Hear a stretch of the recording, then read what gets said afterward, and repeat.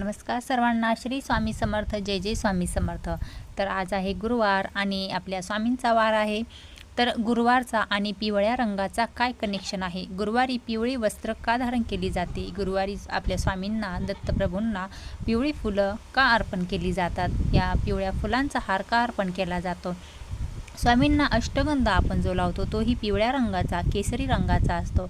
तर काय आहे यामागचे कारण? तर चला, एक छोटीशी माहिती तुमच्यासाठी, आवडलीच तर व्हिडिओला लाईक, चॅनलला सबस्क्राईब नक्की करा। तर बघा, पिवळा रंग हे गुरुतत्वाची आणि समृद्धीची चिन्ह आहे।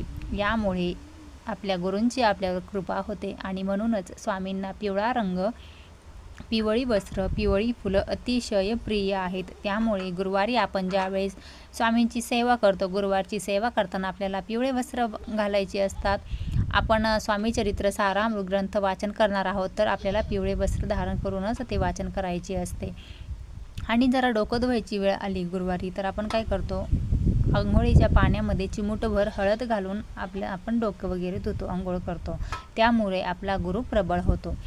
आणि जर आपल्याला गुरुवारी फरशी पुसायची असेल तर, तसं तर गुरुवारी फरशी पुसू नये असे म्हटले जाते, पण काही कारणाने आपल्याला जर गुरुवारी फरशी पुसायची असेल तर आपण त्यामध्ये चिमूटभर हळद आणि गोमूत्र घालूनच फरशी पुसतो।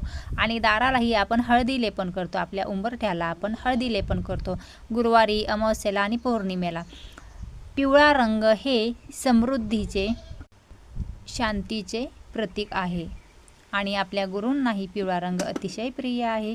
यामुळे गुरुवारी आपण पिवळा रंग हा जास्तीत जास्त वापरतो। श्री स्वामी समर्थ, जय जय स्वामी समर्थ।